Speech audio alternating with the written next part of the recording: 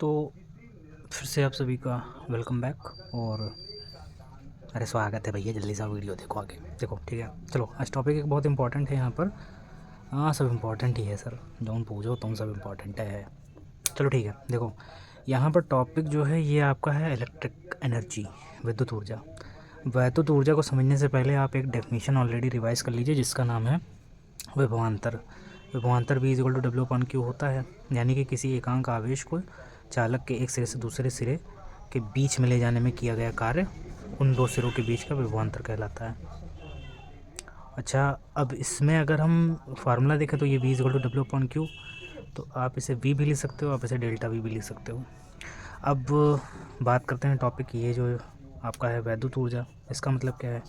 वैद्युत ऊर्जा का मतलब कुछ यहाँ नया नहीं है, पुराना ही मीनिंग है। देखो जैसे आपको पता है कि आवेश को ले जाने में कार्य संपन्न होता है, यानी कार्य किया जाता है। और ये कार्य के बारे में अगर आपने पढ़ा होगा क्लास 9th में, तो आपने कार्य और ऊर्जा के बारे में पढ़ा होगा, ठीक है। यानी कि कार्य करने की क्षमता को ऊर्जा कहा जाता है। तो इसका मतलब यहाँ पर ये जो कार्य शब्द है यही ऊर्जा को प्रदर्शित करेगा। यही से हम विद्युत ऊर्जा की परिभाषा को समझेंगे। अच्छा, अब यहाँ से विद्युत ऊर्जा को किन किन टर्म्स में पढ़ना है, तो सबसे पहले विद्युत ऊर्जा को हम लोग लिखेंगे W से, और इसको आप V और I के टर्म में पढ़ेंगे, I और R के टर्म में पढ़ेंगे, और V और R के, यानी कि विभवांतर धारा के पदों में, धारा प्रतिरोध के पदों में, विभवांतर और प्रतिरोध के पदों में। डेफिनीशन बना लेते हैं। यहाँ से डेफिनीशन अगर हम निकालें तो क्या आ जाएगा, तो डेफिनीशन देखिएगा, ये आपका हो जाता है W is equal to V into Q, ठीक है। आप इसको ऐसे भी लिख लो, कोई इसमें अब विरोध की बात नहीं है, V इंटू क्यू भी लिख सकते हैं। अब इससे डेफिनीशन बनाइए। जैसे कार्य का मात्रक क्या होता है, कार्य का मात्रक होता है जूल।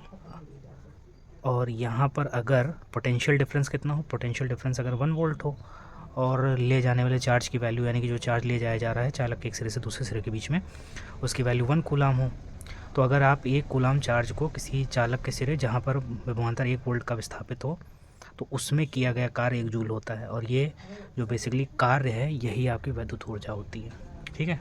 यानी कि अगर आप 1 वोल्ट विभवांतर स्थापित हो किसी चालक के सिरों के बीच में, और आप उसमें 1 कूलाम आवेश को एक सिरे से दूसरे सिरे पर ले जाओ, तो वहाँ पर व्यय हुई विद्युत ऊर्जा कितनी होगी, 1 जूल। समझ लीजिए, फिर से एक बार देखिएगा। किसी चालक के सिरों के बीच, मान लीजिए ये आपका चालक है यहाँ पर ऐसे, अब इसके सिरों के बीच में यहाँ पर 1 वोल्ट का विभवांतर लगा हुआ है, यानी कि 1 वोल्ट इस तरह से यहाँ पर लगा हुआ है, यहाँ से यहाँ, ठीक है। अब इसमें 1 कूलाम आवेश को आपको यहाँ से यहाँ ले जाना है, ठीक है। तो इसमें व्यय होने वाली विद्युत ऊर्जा कितनी होगी, वो 1 जूल होगी, ठीक है। और इसका आप दूसरा टर्म भी जान लीजिए कि अगर आप V पोटेंशियल डिफरेंस वाला, यानी कि V विभवांतर वाला कोई चालक है, और उसके सिरों के बीच में आप 1 क्यू कूलाम चार्ज को ले जा रहे हो, तो वहाँ पर व्यय होने वाली विद्युत ऊर्जा कितनी हो जाएगी, वो आपकी हो जाएगी V इंटू क्यू। और V into Q equal to यही आपका क्या है, विद्युत ऊर्जा है, ठीक है। तो मैंने कई तरह से आपको बता दिया है, आप इसको भी देखिए, इसको भी देखिए, इसको भी देखिए, तीनों को देखिए, आपको कोई ना कोई एक डेफिनेशन बहुत अच्छे से दिमाग में बैठ जाएगी, ठीक है। फिर इसके बाद बात करते हैं विद्युत ऊर्जा अलग अलग पदों में। तो सबसे पहले हम लोग W को पढ़ेंगे, किसके किसके पदों में, W को पढ़ेंगे विभवांतर और धारा के पदों में। लेकिन ये कैसे आएगा, इसका तो कोई डायरेक्ट रिलेशन भी नहीं है हमारे पास। तो आपके पास बिल्कुल डायरेक्ट रिलेशन है। डायरेक्ट रिलेशन आपका, सबसे पहले आप क्या जानते हो, वैद्युत धारा I इज इक्वल टू क्या होता है, Q अपॉन T होता है। यहाँ पर वैद्युत धारा का मात्रक क्या होता है, एम्पियर, Q का मात्रक कूलाम, T का मात्रक सेकंड, ठीक है। अच्छा, अब दूसरी बात, अब यहाँ से Q की अगर डेफिनेशन निकाली तो क्या आ जाएगी, Q की डेफिनेशन यहाँ से I इंटू टी, यानी कि electric current multiply by time. अब यहाँ से हमारे पास फार्मूला ऑलरेडी क्या है, हमारे पास ऑलरेडी फार्मूला यहाँ पे क्या है, ये फार्मूला हमारे पास है।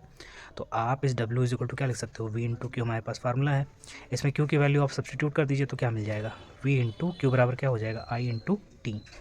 तो ये आपका पहला फार्मूला बन जाएगा, जिसे हम कहते हैं वैद्युत ऊर्जा विभवांतर और धारा के पदों में, या वैद्युत electrical energy in terms of potential difference and electric current. और इसका मात्रक क्या हो जाएगा, इसका मात्रक हो जाएगा जूल। ये first type of electrical energy है, इलेक्ट्रिक एनर्जी है, ठीक है, ठीक है। तो इलेक्ट्रिक एनर्जी का कोई नया मतलब नहीं है आपको कि किसी भी पोटेंशियल डिफरेंस वाले कंडक्टर में Q चार्ज को एक सिरे से दूसरे सिरे में ले जाने में जो वह ऊर्जा होती है उसे ही वैद्युत ऊर्जा कहते हैं, ठीक है। अच्छा, अब अगला दूसरा, एक तो ये फार्मूला होता है, फार्मूले इसके सारे इंपॉर्टेंट है, पूछे जाते हैं, ठीक है। नेक्स्ट है W in terms of electric current and resistance R। इसमें कैसे निकालोगे, तो आपको सबसे पहले क्या पता है, सबसे पहले ओम्स लॉ अगर हम बात करें, तो ओम्स लॉ से हमें क्या पता है, ओम्स लॉ से अगर हम देखें तो हमें पता है V is directly proportional to क्या होता है, I होता है। और प्रोपोर्शनलिटी को हटाएंगे तो ये क्या आ जाएगा, v is equal to I R आ जाएगा। It means v is equal to I R हमको पता है।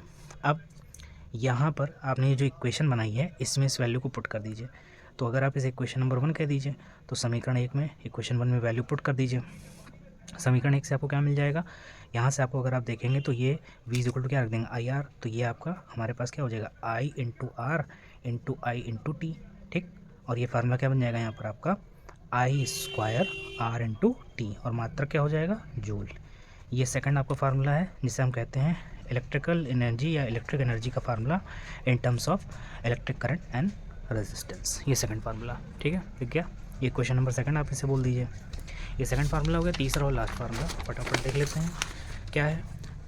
अब तीसरा जो लास्ट फार्मूला है वो W का है, वैद्युत ऊर्जा का है। किसके किसके पदों में, आपका पोटेंशियल डिफरेंस और R के टर्म्स में। कैसे निकालोगे, तो ओम्स लॉ हमें ऑलरेडी पता है, V directly proportional to I, V is equal to I R. अब यहाँ से अगर आप I की वैल्यू निकालते हैं तो क्या आ जाएगा, ये आपका V अपॉन आर आ जाएगा, ठीक है। I is equal to V upon R आ गया। अब यहाँ पर आपको कुछ नहीं करना है, समीकरण 1 आपने क्या निकाली थी, समीकरण 1 आपने यहाँ पर क्या निकाली, VIT, बस इसी में उठा के पुट कर दीजिए तो क्या आ जाएगा। तो हमारे पास समीकरण 1 ऑलरेडी है।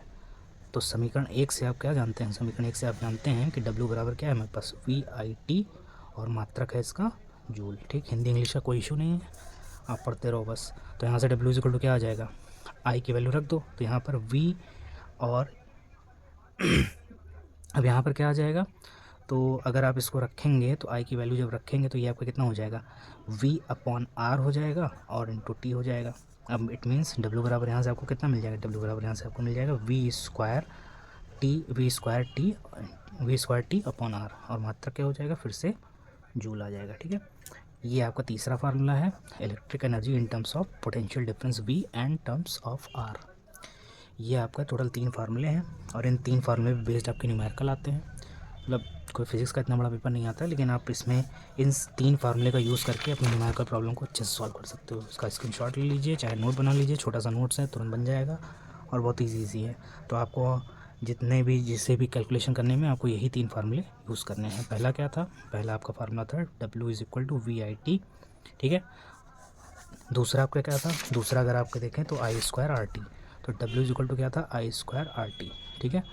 और तीसरा फार्मूला आपके सामने ये रहा। ये 3 टोटल फार्मूले आपको पढ़ने हैं, ठीक है। इसके बाद एक छोटी सी हेडिंग है इलेक्ट्रॉन वोल्ट, इसको हम अगली वीडियो में डिस्कस करेंगे, ठीक है।